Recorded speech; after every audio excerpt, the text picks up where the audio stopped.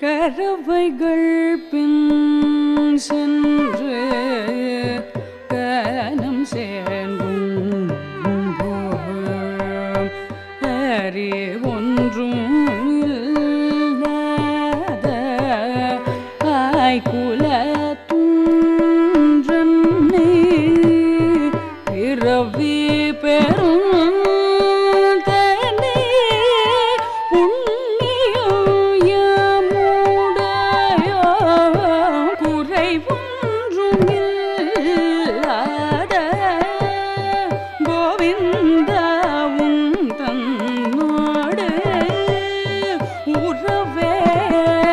நமக்கிங்கு ஒழிக்க வழியது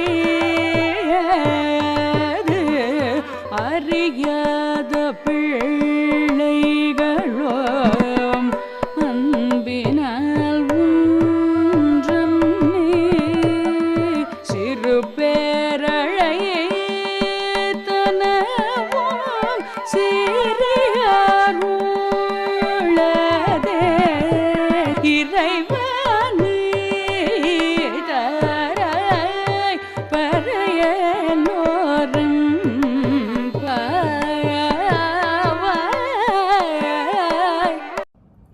அஞ்சுகுடிக் ஒரு சந்ததியாய் ஆழ்வார்கள் தம் செயலை விஞ்சி நிற்கும் தன்மையளாய் பிஞ்சாய் பழுத்தாளையாண்டாளை பத்தியுடன் நாளும் வழுத்தாய் மனமே மகிழ்ந்து. கண்ணபிரானை அடைந்திருக்கக்கூடிய கோபிகைகள் கண்ணனிடத்திலே நோன்புக்கு வேண்டிய சில வஸ்துக்களை கேட்டார்கள். 26வது பாசுரத்திலே இந்த நோன்பை தலை கட்டின பிற்பாடு தங்களுக்கு என்று கண்ணபிரானும் நப்பின்னை பிராட்டியுமாக சேர்ந்து கொடுக்க வேண்டிய சில பரிசுகள் உண்டு.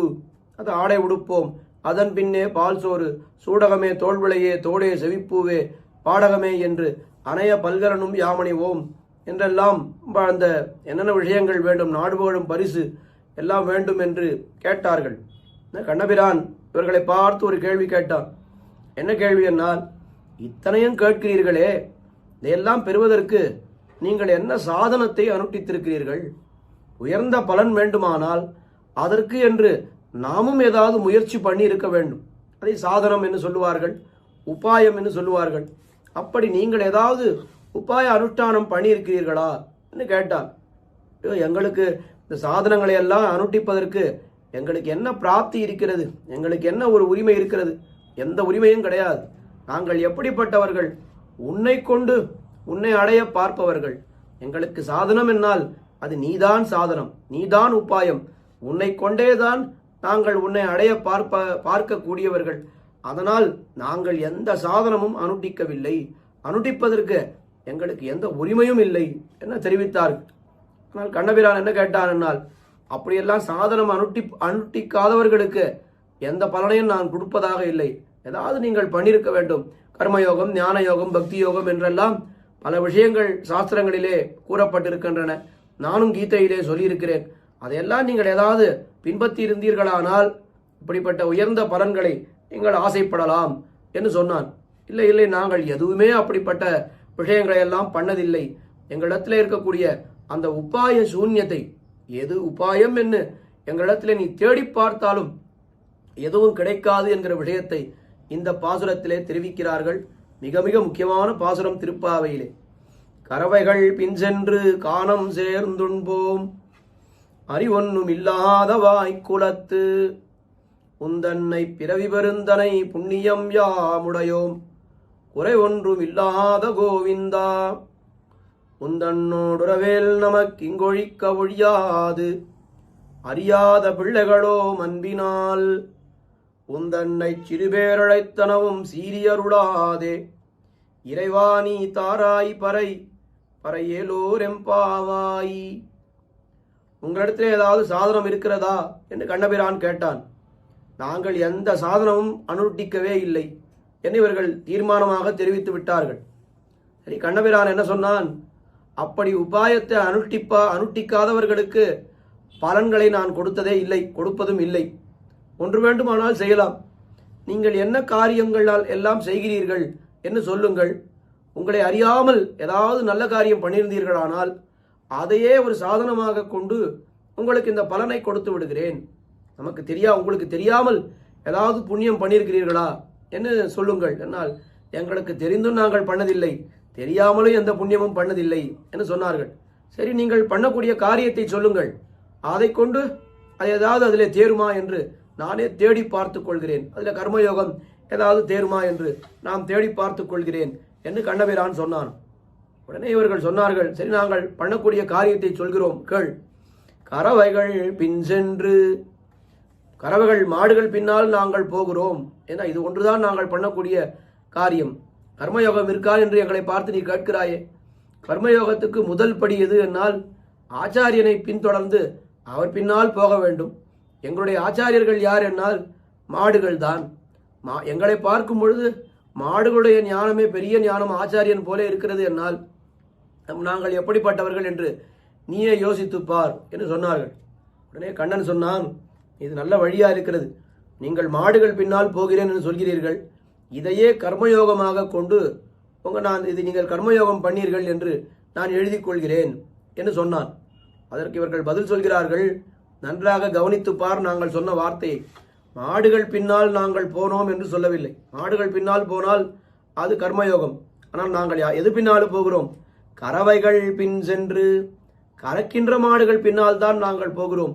மாடு கறக்கவில்லை என்னால் அதை நாங்கள் விட்டு விடுவோம், பராமரிக்கவே மாட்டோம்.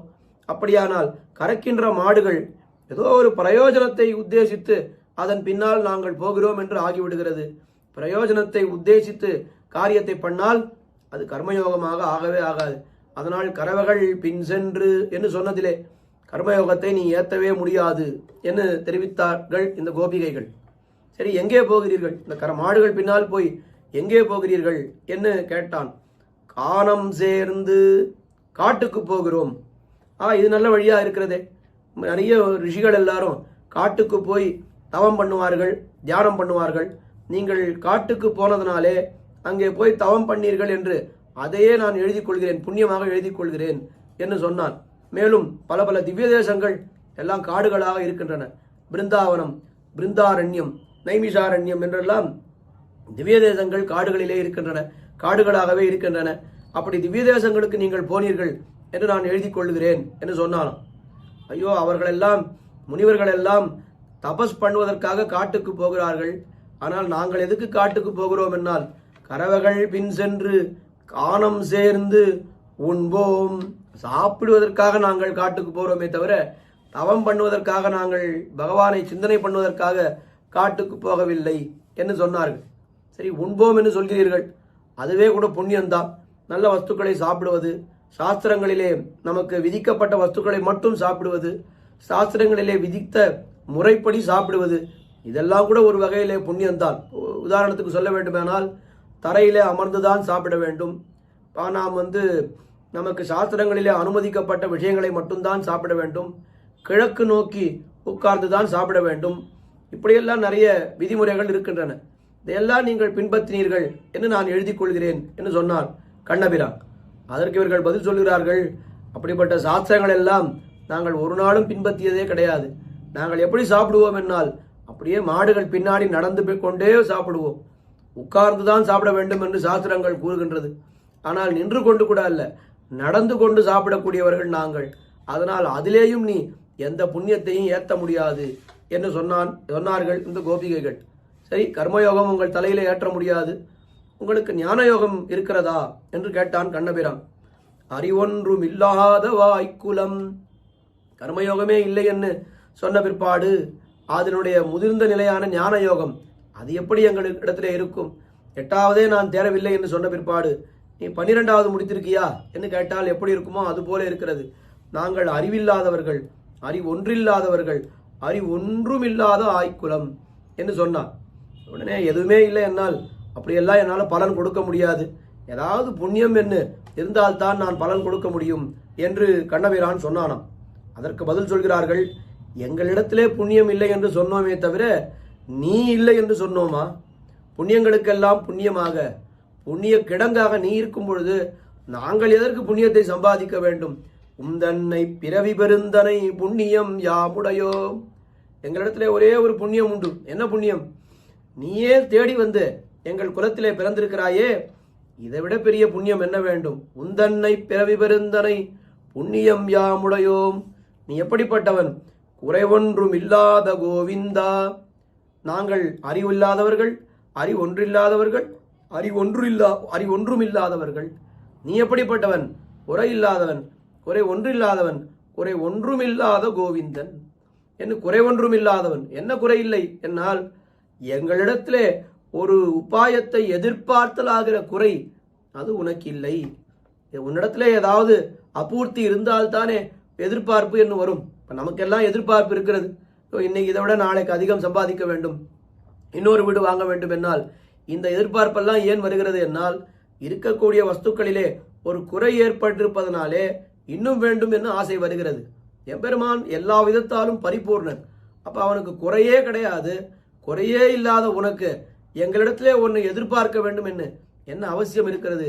குறை ஒன்றும் இல்லாத கோவிந்தா. அழகான பாசுரம். கரவகள் பின் சென்று காணம் சேர்ந்துண்போம், அறிவொன்றும் இல்லாத ஆய்குலத்துந்தன்னை பிறவி பெருந்தனை புண்ணியம் யாமுடையோம். குறை ஒன்றும் இல்லாத கோவிந்தா என்று சொன்னார்கள். என்று சொன்ன உடனே ஆமாம், எனக்கு குறை இல்லைதான், வாஸ்தவம். நான் எதையும் எதிர்பார்த்தலாகிற குறை எனக்கு இல்லை. ஆனால் உங்களுக்கு கொடுக்க வேண்டும் என்று என்ன நிர்பந்தம் என்னால் உந்தன்னோடுறவேல் நமக்கு இங்கொழிக்க ஒழியாது.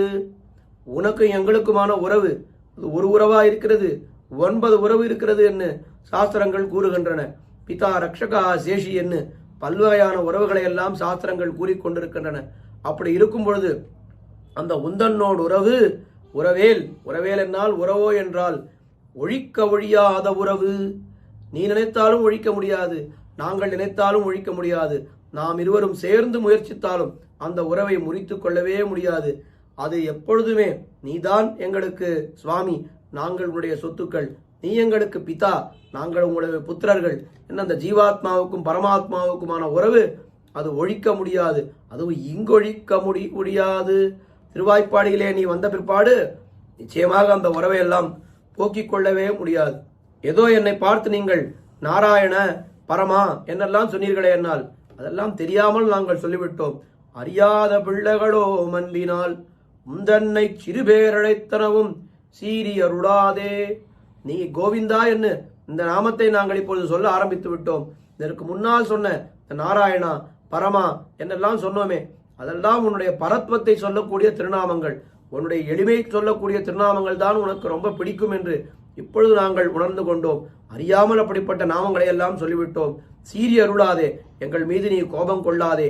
இறைவா, நீ தாராய் பறை, எங்களுக்கு வேண்டிய பறையை நீ கொடுத்தருள்வாயாக என்று இந்த பாசுரத்திலே பிரார்த்திக்கிறார்கள். இந்த பாசுரத்திலே அனுபவிக்கக்கூடிய திவ்ய தேசம் அது பிருந்தாவனம் என்கிற திவ்ய தேசம். கரவைகள் பின் சென்று காணம் சேர்ந்து உண்போம் என்று கண்ணபிரான் நாள்தோறும் பிருந்தாவனத்திற்கு போய் அங்கே மாடுகளை மேய்த்து கொண்டு போய் அங்கே அவன் மத்தியான வேளையிலே அங்கே அவன் பிரசாதத்தை எல்லாம் அமுது செய்வான். அதனால் இந்த பாசுரத்திலே பிருந்தாவனம் என்கிற திவ்ய தேசம் குறிக்கப்படுகிறது என்று காஞ்சி சுவாமி காட்டியிருக்கிறார். தொடர்ந்து அனுபவிப்போம். ஆண்டாள் திருவடிகளே சரணம்.